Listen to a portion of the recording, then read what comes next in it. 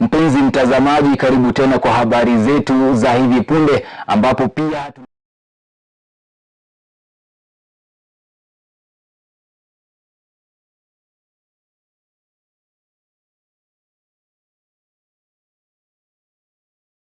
tunaweza kukuarifu Mpenzi mtazamaji, karibu tena kwa habari zetu za hivi punde, ambapo pia tunaweza kukuarifu yale ambayo yanaendelea kuchipuka kwa kina na kwa njia iliyo kamili. Jina langu ni Kibwage, na kumbuka kwamba unaendelea kutufuatilia katika tovuti zetu katika mtandao wa YouTube na pia Facebook @KisihotTV.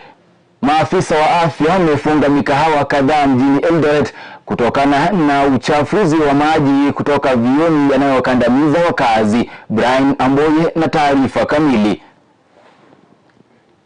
Naam, niko maeneo ya Eldoret ambapo wakazi wa Eldoret wamelalamikia kuhusu mikahawa michafu, na waafisa wa afya wamekuja kuzuru eneo hilo na kulifunga pamoja na wakazi. Iko chafu na kuna septic tank hapo imepasuka, na hapo ndio choo na wanatengeneza. Watu wanaofanya biashara na kuishi karibu na hoteli hiyo wanasema kuwa mahali pa kukulia ni pa kifahari na pia pasafi sana.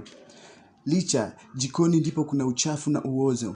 Wateja wanaokuja katika hoteli hiyo hawajui kitakachowakumba kutokana na uchafu kutoka kwenye jikoni hiyo. Yenye wanatumia iko chafu na kuna septic tank hapo imepasuka, na hapo ndio choo na wanatengeneza chakula. The hotel hapo mbele ni paradise, lakini jikoni mahali chakula inatoka, you cannot stand. There is a septic tank in there. Maji chafu kutoka kwa hivyo vioo yamewakandamiza wanafanyabiashara hao, na pia harufu kutoka kwenye vioo hivyo. Kwa basement yetu, unajua maji ikikosa mahali pa kutoka, si unajua inatafuta njia, inatafuta mwelekeo pale mbele. Unapoziba pale pengine inatafuta pale pengine, na ina harufu mbaya sana. Vile tuko hapa kwa mali yetu, tulipata hii shida kwa mkojo inatoka huko. Kama anaendelea hivi, sasa sisi tunalipa lessons, tunalipa na KRA, tunalipa na kila kitu. Sasa nikiripotia kutoka kituo cha KisihotTV kutoka Eldoret, jina langu ni Brian Amboye. Na wajumbe kutoka kaunti ya Kisii wameidhinisha bajeti ya ziada itakayosaidia kaunti ya Kisii kulipa pasari na madeni ya kaunti hiyo. Mwezi uliopita, gavana wa kaunti hiyo ambaye ni Simba Arati alizindua ziada ya zaidi ya milioni 45 katika basari za shule za upili, pesa ambazo zilitarajiwa kufika shuleni wiki iliyopita.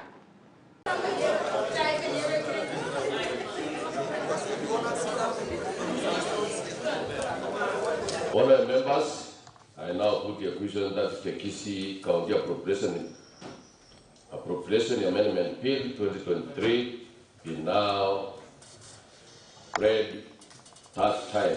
As many of the same opinion say aye, as many of the contrary opinion say nay, the aye have it.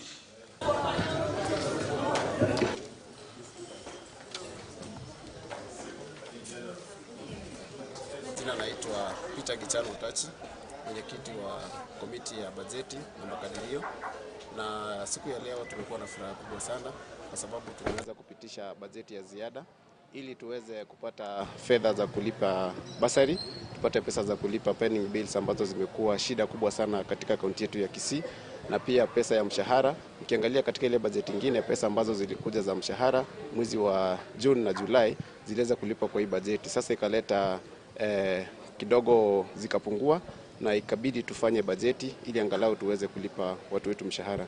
Ukiangalia watu kama madaktari na watu ambao wanafanya kazi zingine ambazo ni za muhimu katika kaunti yetu ya Kisii, hao wanafaa kulipwa kwa muda ambao unafaa, na tungewapeleka kwa bajeti nyingine ambayo inakuja 2023-2024. Kwa hivyo ningependa sana kushukuru wajumbe wa bunge la Kisii kwa kutusaidia na kupitisha bajeti hii. Asanteni sana.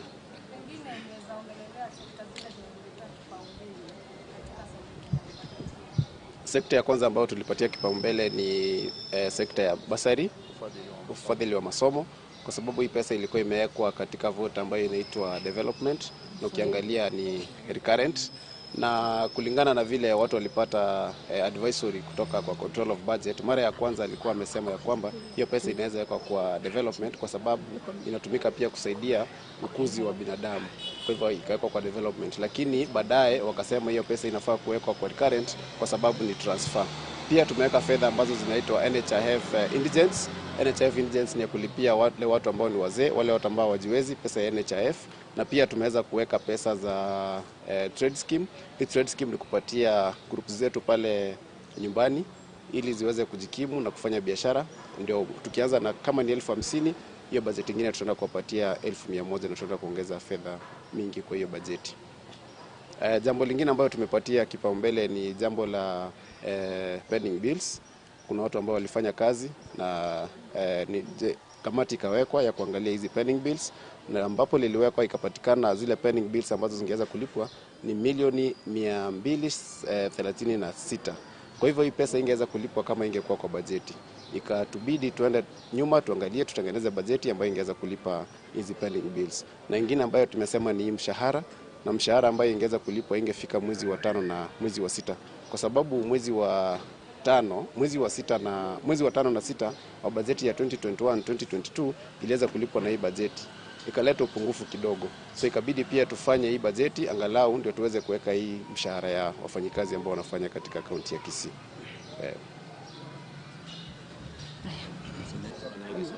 Haya, kwa majina yangu najulikana kama Manane Richmond Ayori, mwakilishi ya kata ya Bogeka.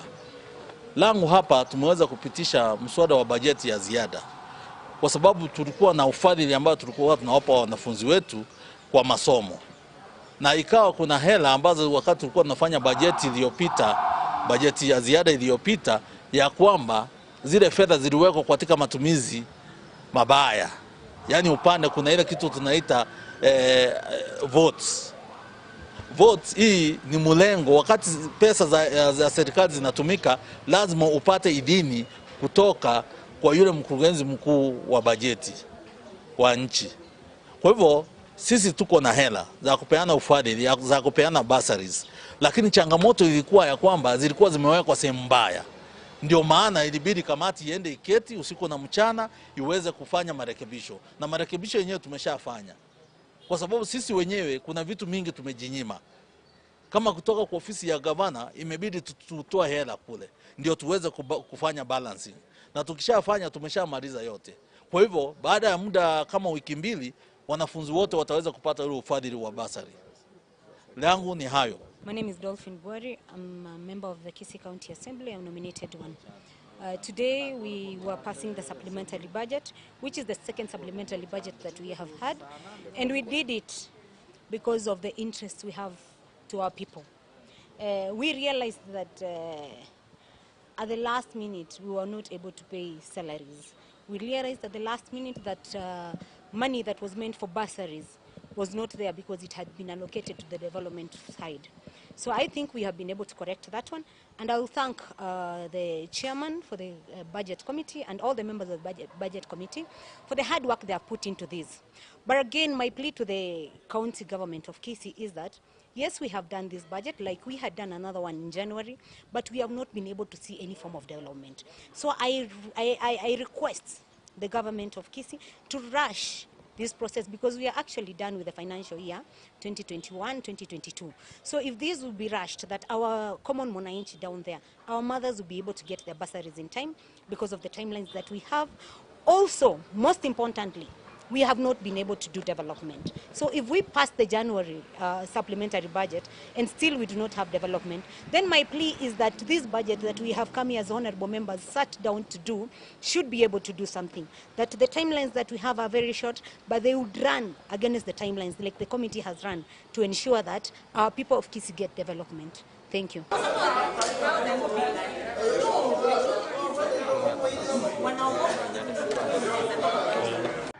Waumini wa kanisa la Pefa kata ndogo ya Nyamache kaunti ya Kisii wamemshtumu askofu ambaye anafahamika kama Samson Obonyo kwa madai ya kuwatabiri pesa, ambapo alikuwa anawaambia kwamba atawasafirisha hadi Marekani.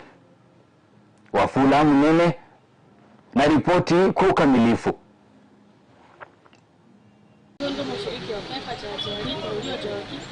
Bishop Samson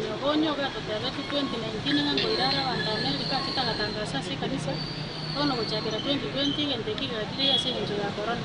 Akatabaliki customer, huko analipa customer na wango kwa na commission. Nina ripoti moja kwa moja kutoka mahakama za sheria za Kisii ambapo Askofu Samson Obonyo amefikishwa kwa madai ya kuwalaghai washirika pesa za kuwapeleka Marekani.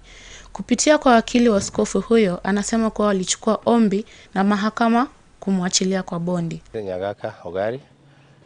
I am representing Bishop Obonyo, who has been accused of obtaining money by false pretense. The charges were read before Magistrate Kowa with 7 offenses. The accused person is alleged to have obtained money from 7 complainants. Now, the defense has not been supplied with any statement. What we heard from the judge is that he was assisting, some people wanted to go to the US, that the bishop was assisting them to go to the US, and he was receiving money from them to go to the US. At the moment, there are around 7 complainants. The prosecution is alleging there are more than that, but we are waiting to see how the investigation goes. Aidha, upande wa mashaka ulipinga kwa maelezo kuwa bado uchunguzi unaendelea na askofu huyo anahofiwa kukimbilia Marekani. He has taken plea, but the prosecution objected to the release of the accused person on bond because, according to them, they have not completed the investigations, and they suspect that the bishop is having connections to the US. He may run to the US, but the court, having had submissions from both sides, the client objected to the denying the accused bond terms, and they released him on the following bond terms. Mahakama ilimwachilia kwa bondi ya milioni 3 au dhamana ya pesa taslimu $600,000. 2 sureties of 3 million or a cash bail of 600,000.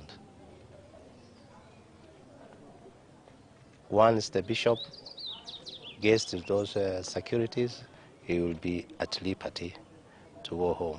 But as for now, he is in police custody awaiting clearance. Nikiripotia runinga ya Kisii Hot kutokea maeneo ya mahakama ya sheria ya Kisii, jina langu ni Nafula Munane. Kwingineko, hali ya wasiwasi imetanda katika kampuni ya sukari tawi la Orontari katika eneo la Transmara baada ya wakulima wa miwa kumfukuza ofisini meneja wa daraja la uzani wa kampuni hiyo, ambapo wanadai kuwa meneja huyo aliwaachisha kazi wafanyikazi 30 kwa njia isiyoeleweka. Bruce Ochieng na ripoti kwa njia ya ukamilifu. Na kwingineko, familia moja mjini Lodwar, kaunti ya Turkana inaendelea kuhangaika baada ya jamaa wao ambaye ni afisa wa polisi katika kituo cha Napeitom kutoweka akiwa kazini siku 10 zilizopita. Inadaiwa mara ya mwisho Joseph Njeri alionekana ilikuwa asubuhi alipoondoka kambini na hadi sasa hajarejea. Musa Ombasa ametuandalia ripoti hiyo. Imejawa na hofu baada ya mpendwa wa afisa wa polisi Joseph Mbugua Njeri kutoweka siku 10 zilizopita. Afisa huyo alikuwa ametumwa kazi katika kituo cha polisi na Potoni huko Turkana Mashariki. Nilifika 5:30 nikapiga simu nyingine, haikushikwa. Nikaenda tu kupiga tu, hakuna mtu anaishika. Sasa simu ya kwanza yake ilishikwa kukiwa kitu saa 1:40 hivi. Mtu alishika si yeye, ni Linko review wake. Kaniambia Wanjeria yuko. Nikamuuliza kwa wapi. Kaniambia ametoka kitu 6, akasema ameenda choo. Then ako wapi? Akaniambia hapana, ndiye hadi yetu tunatafuta. Familia hii inaomba serikali iwasaidie kutafuta mpendwa wao. Akizungumza kwa njia ya simu, kamanda wa polisi Turkana Samuel Ndanya amekiri kuwa afisa huyo alipotea, alikuwa anafanyia kazi na Poiton, na kuongeza kuwa juhudi za kumtafuta zinaendelea kila siku. Ya Saturday kitu saa 4 hivi tukakuwa tukiongea naye, but mchana alikuwa tu ako vizuri. Kitu saa 4 hivi kuongea naye nikaona yuko kwa sense zake, akakuwa akiniambia vitu zieleweki. Then kuna rafiki yake alikuwa kando yake ndiye alimnyang'anya simu. Akaniambia hapana, huyu mtu anakuambia ako home Kikuyu, but tuko naye Kapedo. Sasa tukaongea naye, nikamwambia sawa, mwangalie basi usiku, asubuhi kifika tutajua ni aje. Ni kama alitembea kwa mguu kaingia msituni. Lakini kwa hayo yote tunaomba Mungu, kwa sababu yeye ndiye ako na uwezo sana, ili akaweza kusaidia serikali pia ikaweza kupata huyo ndugu yetu Wanje yake. Tukaambiwa ni sawa, tutashughulika. By jioni jana tukapiga simu tukaambiwa hapana, bado tu tunashughulika kutafuta angalau tujefanya nini, tujemuona. So tuko tunaomba tu serikali tafadhali watusaidie tu kututafutia Mbogwa. Juu ni vibaya sana na familia yake, akipoteanga kweli jamii yake watakaa namna. Hatuna hiyo kifaa cha kazi, kama angetoka naye nina hakika Wanjiria angekuwa amepatikana. Na hii muda alienda, na ni kama alienda bila hiyo bunduki ya kazi. Ndio nafikiri inafanya hii watu pia wanakuwa na ulegevu ya kutafuta yeye. Runinga ya Hot TV, jina langu ni Musa Mombasa. Wawakilishi wadi kaunti ya Siaya wameendeleza mswada wa kumtimua afisini naibu gavana William Odwal. Gavana Orengo na naibu wake wamekuwa na mzozo kwa sababu kadhaa zikiwemo za ufisadi na madai ya kujiegemeza. Kupitia taarifa ya Wandai hapo Jumatatu, alisema kuwa mkwamo huo una uwezekano wa kutatiza utendakazi mzuri wa kaunti na kuongeza kuwa utoaji wa huduma bora hauwezi kuhakikishwa. A member of the County Assembly of Siaya representing East Assembly Ward proposed to move a motion for the impeachment of William Odwal, the Deputy Governor of Siaya, for 1, gross violation of the Constitution of Kenya 2010 and other laws, and 2, abuse of office and gross misconduct. The specific grounds for the motions are outlined in the motion. I want to tell the Deputy Governor that he is the Deputy Governor for Siaya County, not for a leg of stone only. So as we are here as the members of assembly, me, I'm not happy. According to what I heard from the Deputy Governor when he was talking through when he was in the media and when he went to Ramogi, he said that he has taken over the duty of the MCS. I doubt whether one person can take over the duty of 42 people in the assembly. So let me tell the Deputy Governor that he should discipline. Nikiripotia Kisi Hot TV kutoka kaunti ya Siaya, jina langu ni Wesonga Akinyimasi. Naam, hapo ndipo tunatia kikomo kwa siku ya leo. Endelea kufuatilia tovuti zetu katika mtandao wa YouTube na pia Facebook @Kisi Hot TV. Jina langu ni Kibwage. Tukutane muda mwingine kwa